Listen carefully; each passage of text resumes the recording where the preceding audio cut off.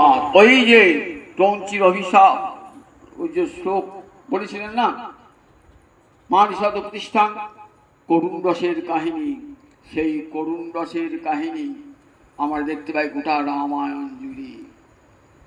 প্রহাদি পরম সুখে রয়েছেন, রামচন্দ্রের সঙ্গে ঘর সংসার করছেন রামচন্দ্রের সঙ্গে।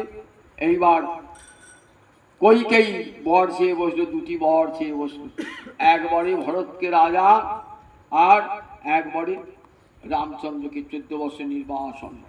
আবার সুখের সংসার ভেঙে গেল। সুখের লাগিয়া যে করে প্রীতি, দুঃখ যায় তার ঠাঁই। আবার দুঃখের আগুন লেগে গেল সুখের সংসারে, আবার দুঃখের আগুন লেগে গেল। রামচন্দ্র বনবাস, এরপরে যে ঘটনা আসবে না, বড় বেদনাদায়ক, বড় বেদনাদায়ক এই শেষ এই যে জীবনটা না। এরপরে জোরপূর্বক প্রতিজ্ঞা করেছিলেন দশরথকে কইকেই যে আমার দুটো বর তোমাকে দিতে হবে, শপথ করেছিলেন। বেশ, দুটো বর তুই নাও, কিন্তু রামচন্দ্রকে বনবাসে পাঠাবো কেমন করে আমি, আর ভরতকেই বা রাজা করবো কেমন করে। ঠিক হয়ে গেছে, পুষ্যা নক্ষত্রে রামচন্দ্রের অভিষেক হবে, কিন্তু অভিষেক হলো না, সেই অভিষেক হলো না। কইকেই চেয়ে বসলো, দুটো বর এখনই দাও।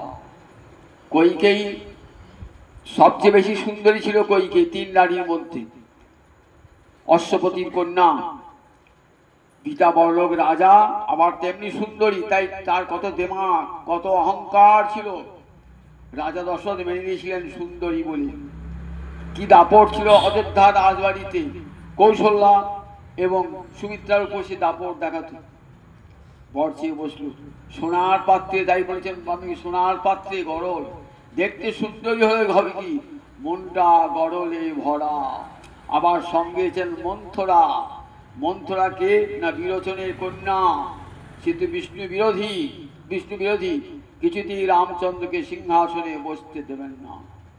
তাই রামচন্দ্রের সংসারে সুখের আগুন লাগলো, আর রামচন্দ্র থাকতে পারলেন। যখন রামচন্দ্র যুবরাজ্য অভিষিক্ত হবেন, ঠিক সেই সময় এসে আবার যেন বজ্রপাত হল।